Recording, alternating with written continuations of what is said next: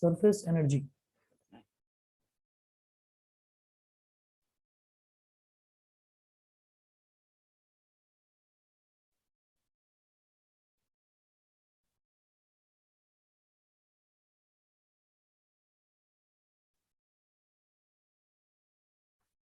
Surface energy, surface energy में सबसे पहले इसकी डेफिनेशन नोट कीजिएगा।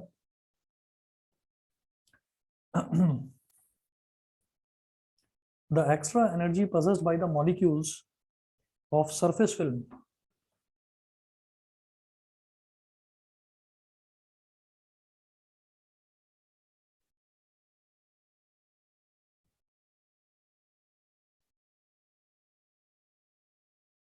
the extra energy possessed by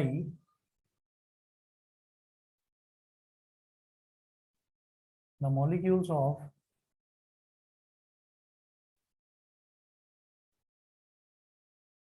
the extra energy possessed by the molecules of surface film of unit area, surface film of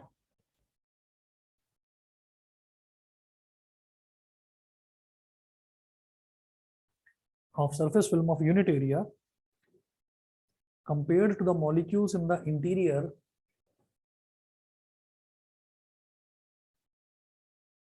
compared to the molecules in the interior is called surface energy. In the interior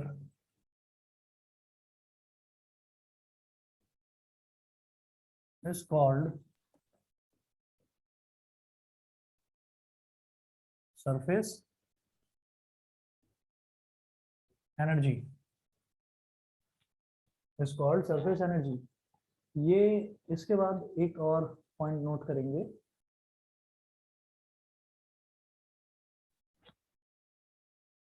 next point note करेंगे, it is equal to the work done in increasing the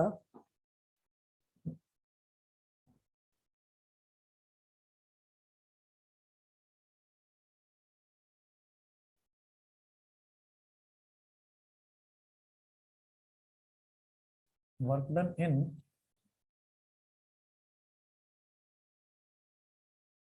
increasing the it is equal to the work done in increasing the area of the surface film, increasing the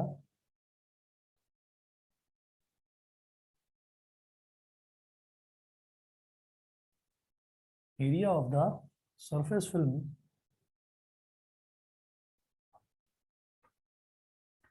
by unit amount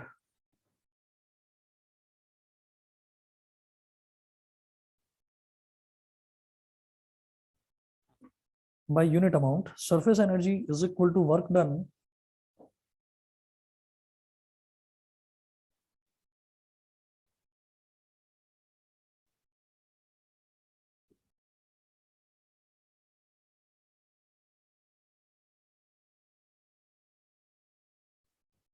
surface energy is equal to work done upon increase in surface area.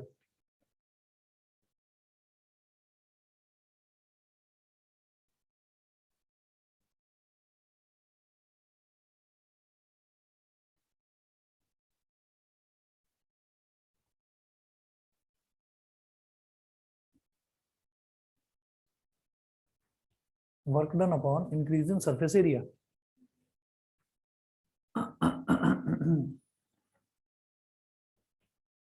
देखिए, हमने कल surface tension का concept पढ़ा था और उसमें हमने ये देखा था कि जो फोर्स है, force is directly proportional to length of the liquid column. जैसे मान लीजिए मैंने ये कहा कि ये एक ग्लास है और अगर इसका टॉप व्यू देखें, इसके अंदर पानी भरा हुआ है। अगर हम इसका टॉप व्यू देखें तो टॉप व्यू पर हमको ये सर्कुलर नजर आएगा। तो जो पूरा का पूरा लिक्विड भरा हुआ है, वो लिक्विड जो है इसको अंदर की तरफ लिक्विड में एक ना टेंशन वाली फोर्स लगती है, मतलब एक टेंस्ड फोर्स अंदर की तरफ इसको कॉन्ट्रैक्टिंग फोर्स लगती है, जो इसको कॉन्ट्रैक्ट होने पर मजबूर करती है। तो अब वो जो फोर्स है, उस फोर्स को ही हम बोल देते हैं सरफेस टेंशन। तो इसका मतलब कि जो नीचे है लिक्विड, उस नीचे लिक्विड में उतनी एनर्जी नहीं है जितनी सरफेस पर एनर्जी है। मेरी बात समझ रहे हैं? सरफेस पर क्योंकि एक टेंशन है, तो टेंशन क्या है, टेंशन फोर्स के इक्वल है। ठीक है, टेंशन क्या होता है, टेंशन फोर्स ही तो होता है। तो सरफेस पर तो एक टेंशन है, लेकिन जो अंदर लिक्विड है, उस सरफेस के नीचे जो लिक्विड है, वो लिक्विड जो है उसमें किसी तरीके की कोई एनर्जी या किसी तरीके की कोई फोर्स नहीं है। ठीक है। अब हम ये कहते हैं कि जो सरफेस है, सरफेस में कुछ एक्स्ट्रा एनर्जी है जो कि नीचे वाले लिक्विड में नहीं है। तो वो जो extra energy possessed by the surface है, एक्स्ट्रा एनर्जी जो कि सरफेस में जो एक्स्ट्रा एनर्जी है, जिसकी वजह से सरफेस टेंशन, जिसकी वजह से दूध के ऊपर मलाई जम जाती है, चाय के कॉफी के ऊपर एक मलाई आ जाती है। ठीक है, तो वो जो एक्स्ट्रा एनर्जी है, that extra energy is known as surface energy. मेरी बात सभी को समझ में आ गई कि नहीं, बताइए? सभी यस को ये सर। समझ में आ गया? The extra energy possessed by the molecules of surface film. Surface पर जो वो मेम्ब्रेन टाइप की जो फिल्म बन जाती है, जिसको हम मलाई बोल देते हैं एक तरह से, हिंदी में कायदे से समझने के लिए मैं बता रहा हूँ ये शब्द। ये जो ऊपर सरफेस एक फिल्म बन जाती है, तो उसमें एक एक्स्ट्रा एनर्जी हो जाती है क्योंकि वो हार्ड है। ठीक, लिक्विड के कंपैरिजन में वो थोड़ा सा हार्ड आपको नजर आता है। Of unit area, surface film of unit area, मतलब मैं पूरी सरफेस फिल्म की ना बात करके यूनिट यूनिट यूनिट यूनिट मतलब 1 metre square, 1 metre square area की हम अगर बात करें, तो वो जो एनर्जी होती है, अगर उस एनर्जी को हम कंपेयर करते हैं लिक्विड की एनर्जी के, बचे हुए जो नीचे जो लिक्विड है उसकी एनर्जी से अगर हम कंपेयर करें, तो दैट एक्स्ट्रा एनर्जी जो सरफेस पर है, उस एक्स्ट्रा एनर्जी को हम बोल देते हैं surface energy. Mathematically surface energy calculate करने का तरीका क्या है कि जो वर्क डन है upon increase in surface area, surface area में जो इंक्रीज है और उससे अगर डिवाइड कर दें वर्क डन को, तो हमारे पास सरफेस एनर्जी आ जाती है। अब सवाल ये उठता है कि कौन सा सरफेस एरिया, तो हम ये कहेंगे लिक्विड का जो फिल्म बनती है ऊपर, उसका सरफेस एरिया अगर इंक्रीज करा जाए। और वर्क डन क्या है, तो वर्क डन ये है कि लिक्विड की सरफेस को अगर आप एक्सटेंड करना चाहें, तो उसे एक्सटेंड करने के लिए, लिक्विड की सरफेस को बढ़ाने के लिए जो वर्क डन करना पड़ता है, वो वाला यहाँ पर वर्क डन है।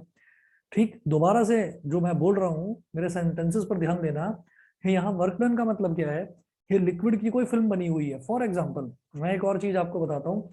आप लोगों ने बचपन में एक गेम खेला होगा जिसमें हम फूंक मारते थे और बबल्स को उड़ाते थे हवा में। ठीक है, वो एक गोल सी रिंग होती थी, उस रिंग को हम सोप सॉल्यूशन में डुबोते थे, और फिर जब हम उस रिंग को बाहर निकालते थे, तो हम देखते थे उस रिंग के बीचों बीच एक ना सोप की जो सोप सॉल्यूशन है उसकी एक फिल्म बन गई है, और फिर हम उस पर फूंक मारते थे तो वो स्फेरिकल शेप का बन जाता था, गोल गोल गोल गोल बबल्स, बहुत सारे बबल्स बनते थे और हवा में उड़ते थे। ठीक है, वो देखकर हम बचपन में बड़े खुश हो जाते थे। तो हम ये कहते हैं कि अगर मैं उस फिल्म को बड़ा करना चाहूँ, ठीक है, अगर उस फिल्म को बड़ा करना चाहूँ, जो वो रिंग के अंदर जो वो फिल्म बन गई है, तो उसको खींचने में, उसको बड़ा करने में, मतलब उस फिल्म को बढ़ाने में अगर मेरे को जो वर्क डन करना पड़ रहा है, वो तो वर्क डन लेंगे हम यहाँ पर। और जब मैं उसको खींचूंगा, तो उसका जो वो फिल्म है, फिल्म का एरिया बढ़ जाएगा, और जब फिल्म का एरिया बढ़ेगा तो that increase in surface area, वो मेरे को नीचे लेना है डिनोमिनेटर में। ठीक है, मैं दोबारा बताता हूँ कि जो रिंग होता है, उस रिंग के अंदर, उस रिंग के अंदर एक सोप का सॉल्यूशन, सोप की एक फिल्म बन जाती है। ठीक है, और वो जो फिल्म बन गई, अगर मैं उस रिंग को खींच के बड़ा कर दूं, तो उसको खींच के बड़ा करने में क्या होता है, मेरे को कुछ काम तो करना पड़ेगा ना, वर्क डन तो करना पड़ेगा। तो दैट वर्क डन, वो वर्क डन तो मुझे यहाँ न्यूमरेटर में लेना है। और जब मैंने उसको खींचा, तो उसका रिंग का एरिया बढ़ गया, और जब रिंग का एरिया बढ़ गया तो that increase in surface area, उसको मुझे डिनोमिनेटर में लेना है। तो अगर इसको मैं ऐसे रेशो को मैं निकालूंगा, तो this will give me surface energy. ठीक, इतना सभी को समझ में आ गया? बताइए। मैं अभी इसको डेमोन्स्ट्रेट करके दिखाऊंगा, डायग्राम बनाकर दिखाऊंगा। जो बताया है वो क्लियर है सभी को? बताइए। Yes sir. Yes sir. बाकी बच्चे बताएं, जो बताया है अभी, इतना तो यस क्लियर है? सर। ठीक है, चलिए मैं आगे चलता हूँ फिर इसमें। डायग्राम बनाएंगे तो और क्लियरली समझ में आएगा।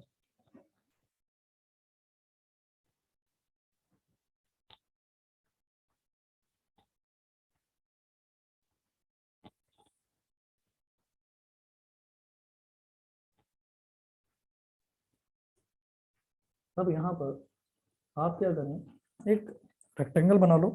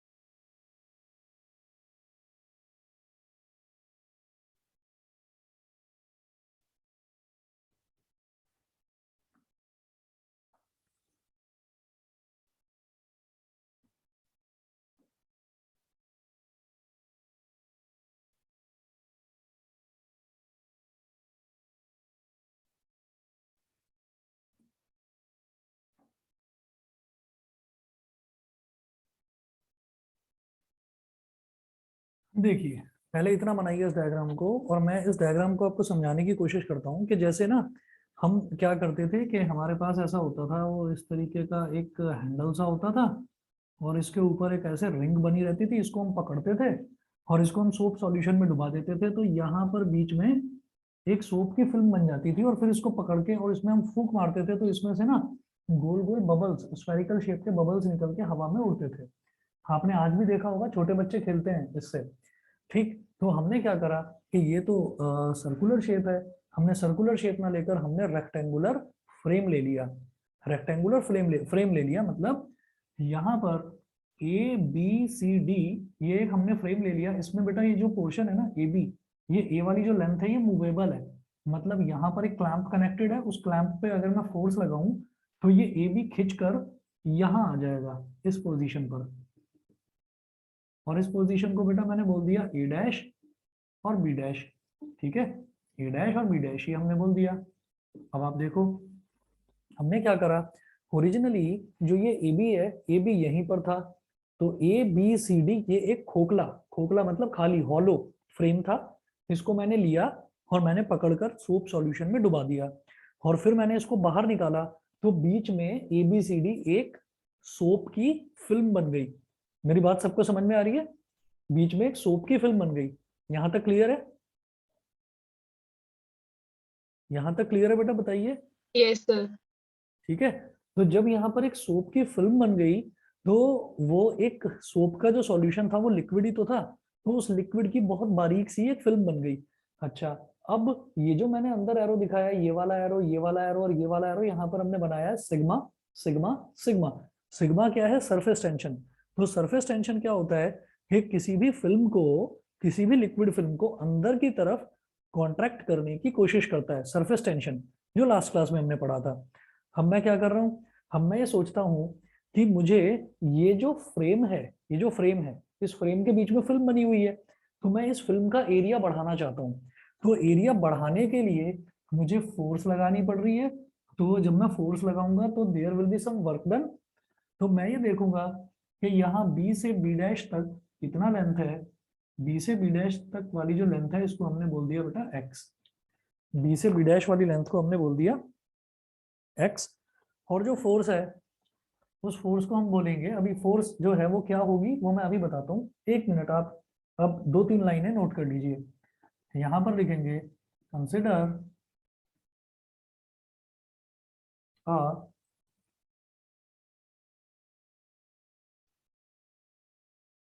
Consider a rectangular frame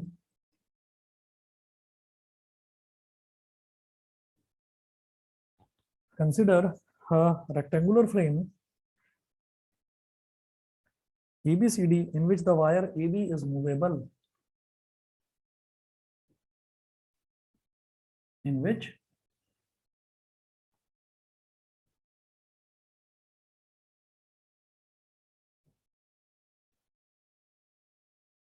the wire AB is movable.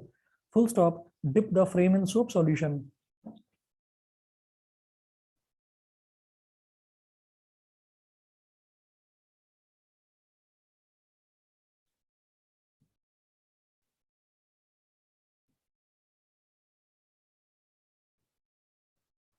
Dip the frame in soap solution. Full stop. A film is formed which pulls the wire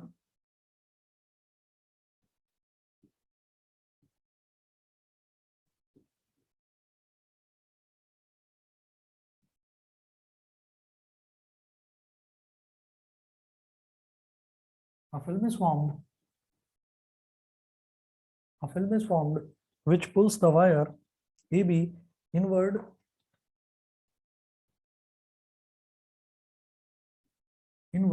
due to surface tension with a force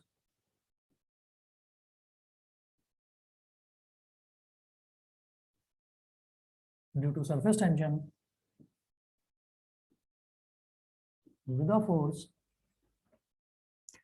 force F is equal to 2 sigma into L। ठीक है, F is equal to 2 sigma into L। यहाँ पर सवाल ये उठता है कि हमने लास्ट क्लास में ये पढ़ा था कि जो एफ है वो लेंथ के डायरेक्टली प्रोपोर्शनल होता है, और फिर प्रोपोर्शनलिटी साइन हटाने के लिए इक्वालिटी साइन लगाते हैं, और यहाँ पर सिग्मा आ जाता है। Sigma is called surface tension. तो कायदे से एफ जो है वो सिग्मा इंटू एल के बराबर होना चाहिए। समझ रहे हैं? फोर्स जो है वो सिग्मा इंटू एल के बराबर होना चाहिए। ठीक, तो यहाँ पर टू क्यों आ रहा है? यहाँ पर टू इस वजह से आ रहा है क्योंकि ये जो रेक्टेंगुलर फ्रेम है ना, वो हमने पढ़ा किसके लिए था? सोचिएगा, ध्यान दीजिएगा जरा। वो हमने पढ़ा था जैसे लिक्विड है, लिक्विड एक ग्लास के अंदर है, तो ग्लास को मैं टॉप से देख रहा हूँ, तो यहाँ पर ऊपर लिक्विड है, ठीक है, तो लिक्विड में सरफेस टेंशन ऐसे लगेगी अंदर की तरफ, ये लग गई। ठीक, तो लिक्विड का जो ओपन सरफेस है, open surface which is exposed to the atmosphere, वो बेटा एक ही सरफेस है। अगर इसके पीछे वाला सरफेस देखें तो इसके पीछे क्या है? ग्लास है पूरा।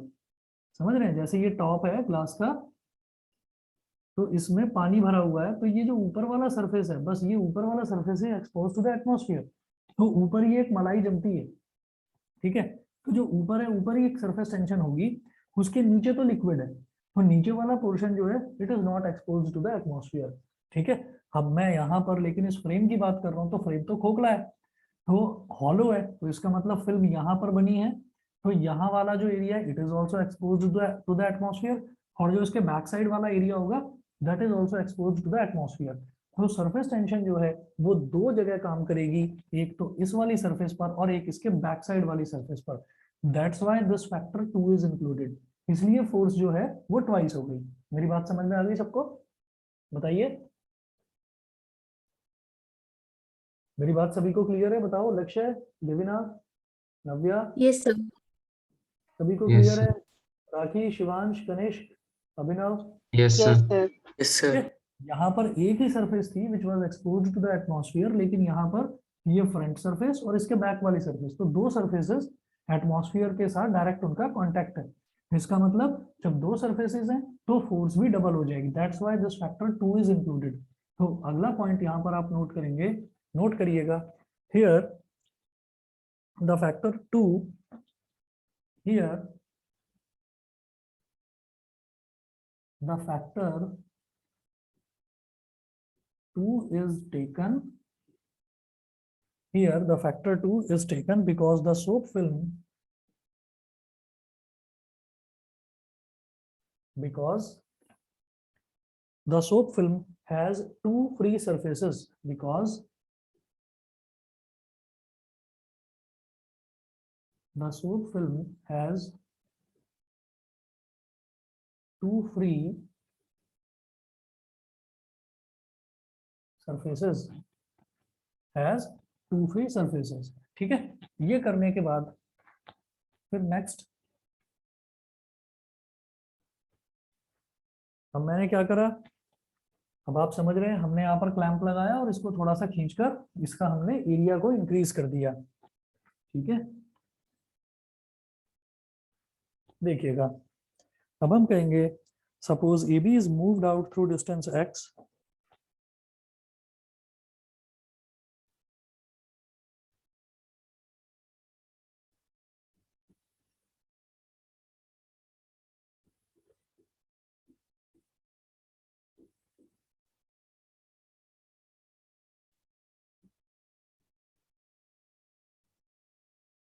suppose AB is moved out to distance x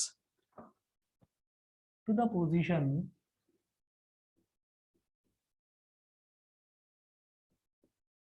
A dash, to the position A dash B dash as shown, to the position A dash B dash as shown, then work done is equal to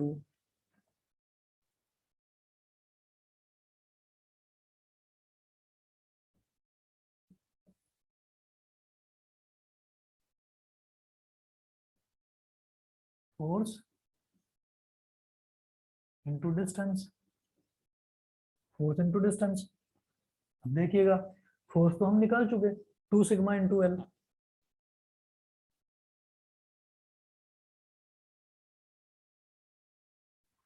to sigma into L, और जो distance है, कितना distance हमने इसको move करा, x, तो 2 sigma lx। This is my work done. ये work done हो गया। फिर हम कहेंगे increase in surface area of film, increase in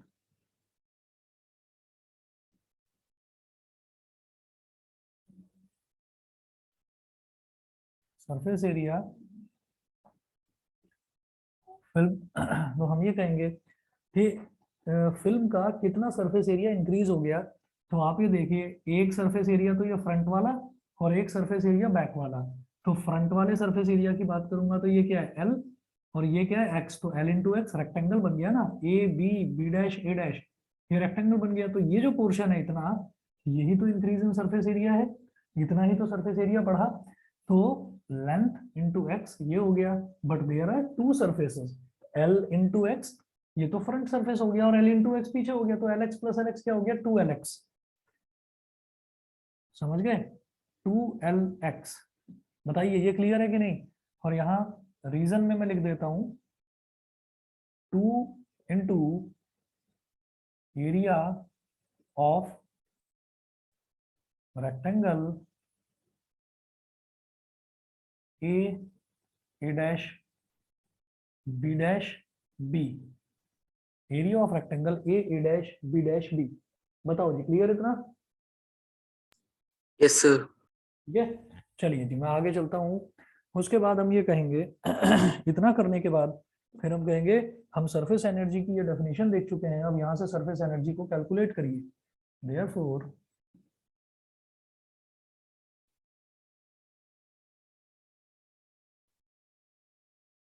surface energy is equal to work done. Work done कितना था, 2 sigma lx upon increase in surface area of film 2lx, 2lx, lx से lx cancel, 2 से 2 cancel, is equal to sigma. तो हमारा जो surface energy है वो तो सरफेस टेंशन के ही बराबर आ गई। सरफेस टेंशन ही तो होता है सिग्मा, नोट करें। 10 surface energy of liquid, 10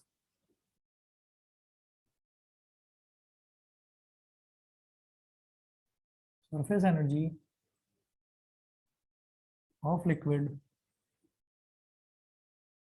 is numerically equal to its surface tension। Numerically वो सरफेस टेंशन के ही बराबर आ जाती है। ठीक है, मुझे लगता है ये चीज आप में से सभी बच्चों को समझ में आ गई होगी। जो सरफेस एनर्जी है वो जब हम मैथमेटिकली उसको कैलकुलेट करते हैं, उसकी न्यूमेरिकल वैल्यू वो सरफेस टेंशन के ही इक्वल आती है। ठीक है, चलिए जी, अगर क्लियर है तो आगे बढ़ूं। सभी को क्लियर है बताइए बेटा, कनिष्क, देविना, पार्थ, यस सर। सभी को क्लियर है। Yes sir. चलिए ठीक है,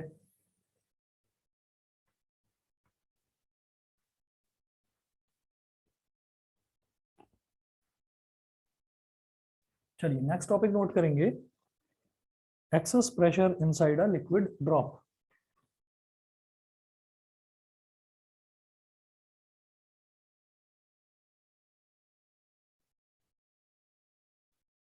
access pressure inside a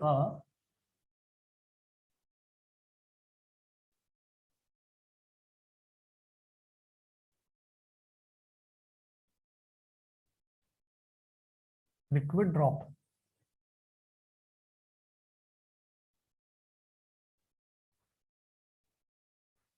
access pressure inside a liquid drop. अब देखिएगा, अभी तक हम बात कर रहे थे किसी भी लिक्विड की सरफेस की, अब हम बात कर रहे थे अभी तक, लेकिन अब हम बात करेंगे किसी भी लिक्विड ड्रॉप की। पानी हो, मिल्क हो, पेट्रोल हो, या कोई भी और फ्लूइड हो, कोई भी और लिक्विड हो, उसके जो उसकी जो ड्रॉप्स होती हैं वो स्फेरिकल होती हैं शेप में। तो access pressure inside a liquid drop, तो अगर मैं किसी लिक्विड ड्रॉप की बात करता हूँ तो उस ड्रॉप के अंदर हमेशा एक एक्सेस प्रेशर डेवलप होता चला जाता है। ठीक है, अगर मान लीजिए हम उस लिक्विड ड्रॉप में थोड़ा थोड़ा थोड़ा थोड़ा लिक्विड बढ़ाते चले जाएं, तो क्या होगा, वो लिक्विड जो है उस लिक्विड का जो शेप है, शेप तो स्फेरिकली रहेगी, लेकिन धीरे धीरे धीरे धीरे वो बड़ा होता चला जाएगा, और at a certain point of time वो जो उसका शेप है वो शेप भी खत्म हो जाएगी, and that drop will burst, वो बर्स्ट हो जाएगी, वो फट जाएगी, और वो पानी उसके अंदर जो था वो बिखर जाएगा। लिक्विड ड्रॉप मतलब फिर वो it will no longer remain a drop, जैसे जैसे उसको हम बड़ा करते जाएंगे। ऐसा क्यों होता है कि जब भी कोई लिक्विड ड्रॉप होती है तो लिक्विड ड्रॉप के अंदर एक प्रेशर बिल्टअप हो जाता है। वो प्रेशर क्या है, वो प्रेशर रेडियली आउटवर्ड, वो बाहर की तरफ निकलने की कोशिश करता है। आप ये देखिए, कोई बलून भी है तो उस बलून के अंदर हमने पानी भर रखा है, आप ऐसे समझिए बलून के अंदर हमने पानी भर रखा है, और हम पानी धीरे धीरे थोड़ा थोड़ा थोड़ा थोड़ा बढ़ाते जा रहे हैं, तो एक लेवल तक वो उसको जो रेसिस्ट कर पाएगा, और फिर उसके बाद फाइनली इट विल बर्स्ट, और जब वो फट जाएगा, फटने के बाद सारा पानी बाहर निकल जाएगा।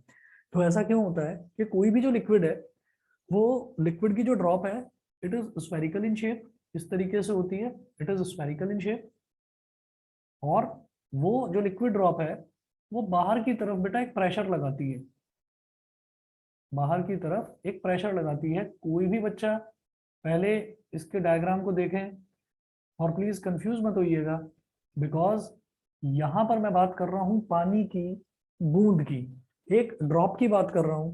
हाँ, इसमें और सरफेस टेंशन में कंफ्यूज मत होइएगा, मोस्टली बच्चे कंफ्यूज हो जाते हैं। यहाँ पर हमारे पास बोर्ड में, ये जो बोर्ड पे मैंने बनाया है, हमारे पास ऑप्शन है एक सर्कल बनाने का, मैं स्फीयर बनाकर नहीं दिखा सकता, ठीक है, तो हम स्फीयर को भी सर्कल की तरह ही बनाकर दिखाते हैं। और जो सरफेस टेंशन हमने स्टडी करा था, सरफेस टेंशन जो है उसमें हमने ये दिखाया था कि पानी से भरा हुआ ग्लास है, जिसको मैं ऊपर से देखूंगा तो it will look like a circle, और जब ऊपर से देखेंगे तो वो सर्कुलर नजर आएगा। तो उस पर जो सरफेस होती है, सरफेस की बात कर रहे हैं, उसकी पानी की जो सरफेस होती है उस पर टेंशन अंदर की तरफ लगती है, ठीक है। यही अगर लिक्विड ड्रॉप की बात करेंगे तो यहाँ पर प्रेशर बाहर की तरफ लगेगा, ठीक है। सभी को क्लियर है कि नहीं? ये लिक्विड ड्रॉप है, वो पानी की एक सरफेस थी, समझ गए कि नहीं? तो मैं बीच में पी लिख रहा हूं यहाँ पर। अरे उधर से आवाज नहीं आ रही, मुझे बार बार पूछना पड़ रहा है, सभी को क्लियर है कि नहीं? Yes sir.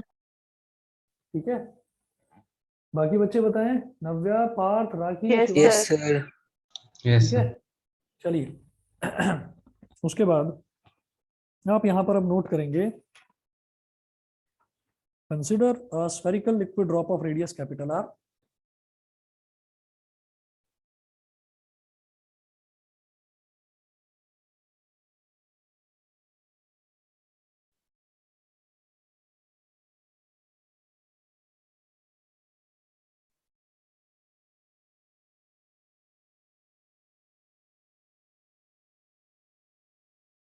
consider a spherical liquid drop of radius capital R, full stop. Let sigma be the surface tension of the liquid.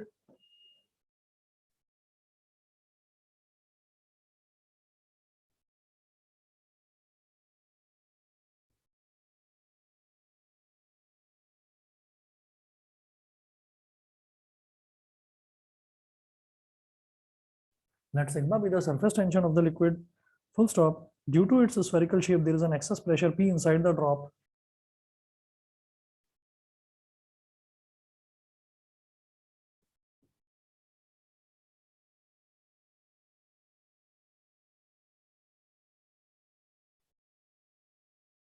Due to its spherical shape, there is an excess pressure small p, या capital P. There is an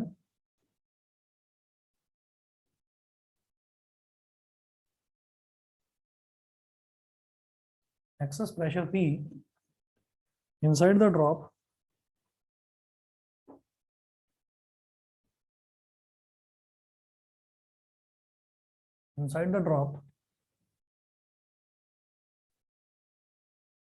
which is directed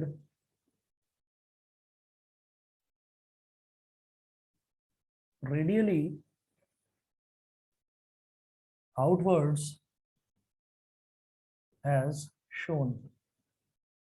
ये outward बाहर की तरफ जाएगा, which is directed radially outwards as shown. और आप ये मानकर चलिए कि ये जो स्फेरिकल ड्रॉप थी इसका जो रेडियस था वो आर था, कैपिटल आर। और फिर जब इसमें प्रेशर अंदर बढ़ने लगा, क्यों? क्योंकि हमने थोड़ी थोड़ी क्वांटिटी में लिक्विड को बढ़ाना शुरू करा, तो प्रेशर अंदर बढ़ने लगा। जब प्रेशर बढ़ा तो थोड़ा थोड़ा सा इसका रेडियस बढ़ गया है, मतलब ये स्फेरिकल ड्रॉप थोड़ी सी बड़ी हो गई। ठीक है, और कितना इसका रेडियस बढ़ गया बेटा? It increase by an amount D R, small D capital R. समझ गए? छोटा सा जो हम इंक्रीज लेते हैं किसी भी चीज में, उसमें जैसे एक्स है, तो एक्स में अगर छोटा सा कुछ इंक्रीज बढ़ा देते हैं, लेंथ एक्स बढ़ा देते हैं, तो उसको डी एक्स बोलते हैं। एल को थोड़ा सा इंक्रीमेंट कर देते हैं तो डी एल। ऐसे ही रेडियस आर का थोड़ा सा इंक्रीमेंट हो गया तो it will become D R.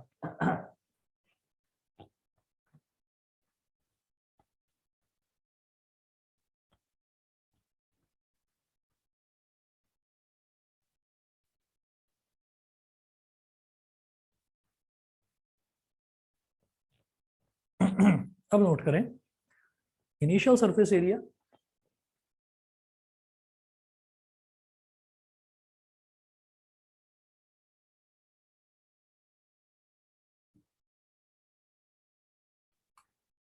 initial surface area of liquid drop. तो liquid drop is spherical in shape, और बेटा स्फीयर का सरफेस एरिया क्या होता है? 4 पाई आर स्क्वायर। ठीक है, उसके बाद हम ये कहेंगे फाइनल सरफेस एरिया।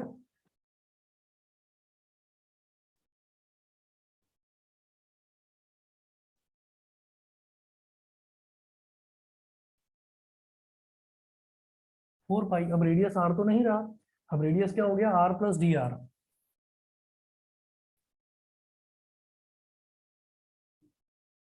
ठीक है, तो जब आर था तो 4 पाई आर स्क्वायर, अब आर प्लस डी आर है तो 4 pi R plus D R का square.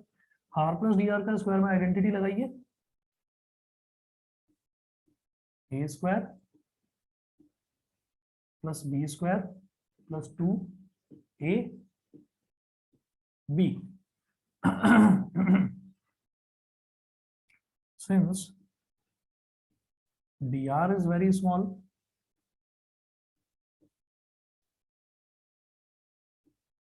so dr square must be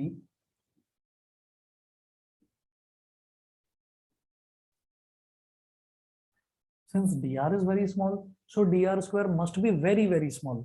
जैसे अगर हम छोटी सी कोई लेंथ लें 0.1, छोटा सा कोई नंबर लें 0.1, तो 0.1 बहुत छोटा है 1 के कंपैरिजन में। तो अगर मैं 0.1 का स्क्वायर करता हूं तो क्या बन जाता है? 0.01, वो और छोटा हो जाता है।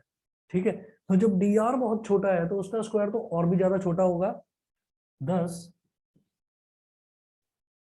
dr square can be neglected। तो जो ऐसी छोटी क्वांटिटी होती है उसको नेग्लेक्ट करा जा सकता है। तो यहाँ पर ये जो हमने फाइनल सरफेस एरिया निकाला है, ये क्या हो जाएगा? 4 pi R square, D R square को नेग्लेक्ट कर दिया, प्लस 2r dr, इसको एक्सपैंड करो तो 4 pi R square plus 4 to the 8 pi R D R, ये हो गया। ठीक है, अब मैं क्या निकालना चाहूंगा? ये हुआ इनिशियल सरफेस एरिया, ये हुआ फाइनल सरफेस एरिया। मैं निकालना चाहूंगा इंक्रीज इन सरफेस एरिया। ठीक है, तो वो क्या होगा? Final minus initial. नोट करें,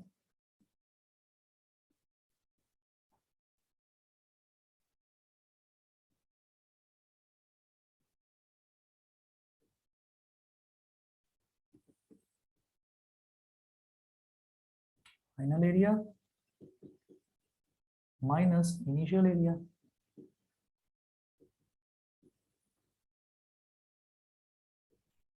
फाइनल एरिया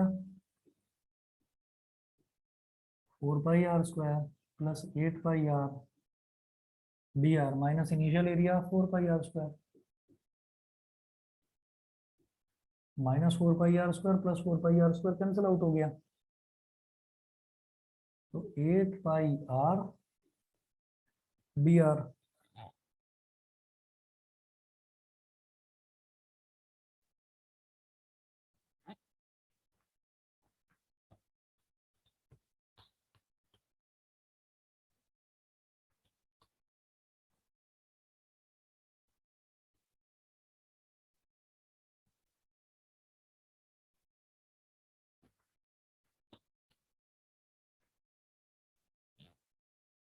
चलिए 8 पाई आर डी आर ये हो गया। इसके बाद हम ये कहेंगे work done in enlarging the drop.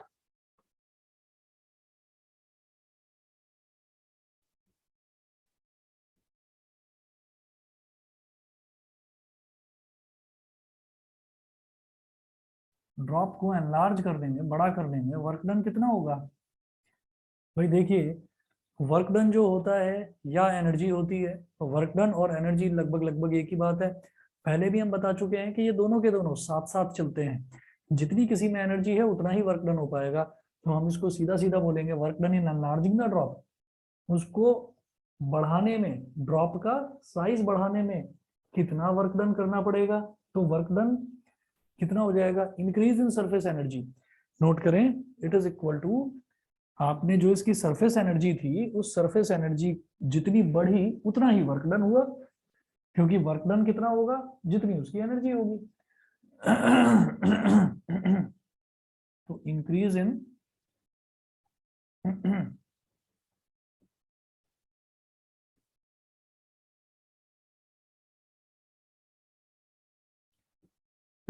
Work done in enlarging the drop is equal to क्या हो गया? Increase in surface energy. अच्छा, इंक्रीज इन सरफेस एनर्जी को क्या लिखेंगे?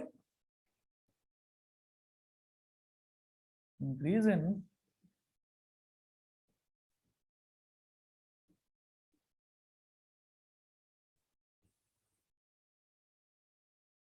Surface area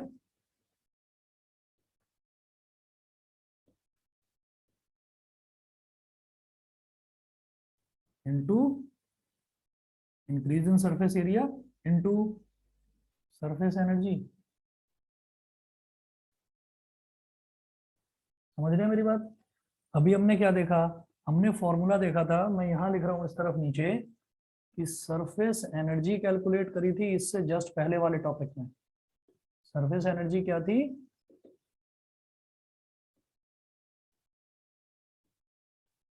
work done upon increase in surface area. याद होगा अभी आपको कराया लेटेस्ट, अभी अभी इससे पहले वाला टॉपिक। तो वर्क डन क्या था? Surface energy into increase in surface area, surface energy into increase in surface area. ठीक है, और ये जो वर्क डन है बेटा, इस वर्क डन को ही मैंने क्या बोल दिया? Increase in surface energy. उसको उसको बढ़ाने में, एनलार्ज करने में ड्रॉप को कितना वर्क डन करना पड़ा? उतना ही तो जितनी उसकी एनर्जी बढ़ेगी। तो एनर्जी और वर्क डन लगभग लगभग ये दोनों के दोनों सेम होते हैं, बराबर होते हैं। अच्छा, जब ये हमने सॉल्व करा था तो सॉल्व करके हमने ये देखा था कि surface energy is numerically equal to surface tension. तो जैसे मैंने यहाँ सरफेस एनर्जी लिखा है तो मैं यहाँ लिख सकता हूँ surface tension. Increase in surface area आप कैलकुलेट कर चुके हैं, increase in surface area is 8 pi R D are multiply by surface energy क्या है? Sigma.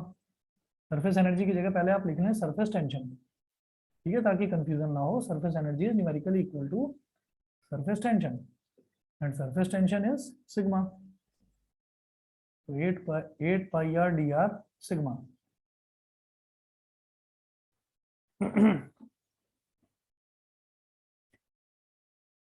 but we also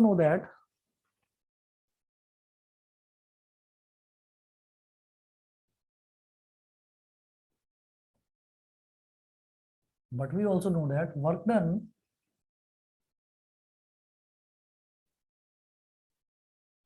is equal to force into distance। ये तो हम सबको पता ही है, बचपन में पढ़ा था, फोर्स इनटू डिस्टेंस। अब फोर्स को क्या निकालेंगे? फोर्स हो जाएगा बेटा प्रेशर इनटू एरिया। भाई प्रेशर क्या होता है? Force upon area. तो फोर्स क्या हो गया? Pressure into area multiplied by distance. ठीक है, अब जो प्रेशर है, प्रेशर कितना है? प्रेशर है, ये देखिए प्रेशर है कैपिटल पी। ठीक है, एरिया कितना है? एरिया एरिया कितना था? 4 pi R square. 4 pi R square liquid drop का एरिया। और हमने उसको कितना डिस्टेंस मूव करा है, मतलब ये कितना कितना ये, मतलब इसकी लेंथ कितनी बढ़ गई? मतलब इसका रेडियस कितना बढ़ गया, कितना बड़ा, सिर्फ dr। तो ये क्या हो गया, p इंटू 4πr² dr। यहां से भी वर्क डन निकाला, इसको बोलिए इक्वेशन नंबर 1। यहां से भी वर्क डन निकाला, इसको बोलिए इक्वेशन नंबर 2। यहां तक सभी बच्चों को क्लियर है कि नहीं, बताइए यस सर। बताइए, बाकी बच्चे बताएं भाई। Yes sir. Yes. ठीक है, चलिए मैं आगे चलता हूँ फिर। Yes sir. ओके ओके, जब ये वर्क डन हमारा इक्वेशन 1 से भी वर्क डन आया, इक्वेशन 2 से भी वर्क डन आया, तो हम कहेंगे now equating equations 1 and 2।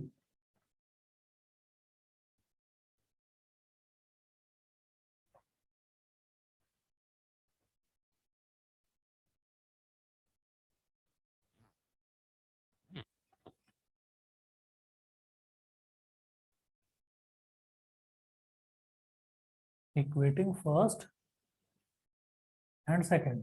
First और सेकंड को जब इक्वेट करेंगे तो क्या है, p into 4πr² dr is equal to 8πr dr।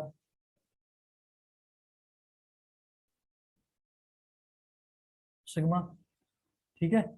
तो 4 1 जा 4, 4 2 जा 8, पाई से पाई कैंसिल, एक आर से एक आर कैंसिल, डी आर से डी आर कैंसिल। फाइनली मैं देखता हूं तो इधर कैपिटल आर बचा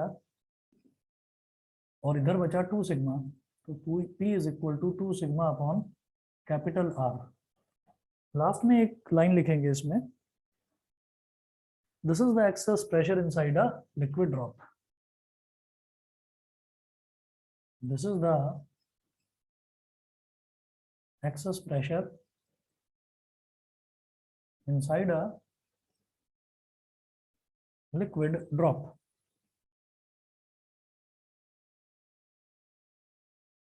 ठीक है, इतना करिए, बाकी नेक्स्ट जो है वो मैं आपको कल कराता हूँ, शाम के टाइम अपने ही टाइम पर क्लास होगी कल। ठीक है, कल करवाते हैं इसको आगे कंटिन्यू, आज के लिए इतना। ठीक है बेटा, जो आज करवाए हैं टॉपिक सभी को क्लियर है? Yes sir. Yes. Yes sir. Okay okay, कल मिलते हैं बेटा फिर।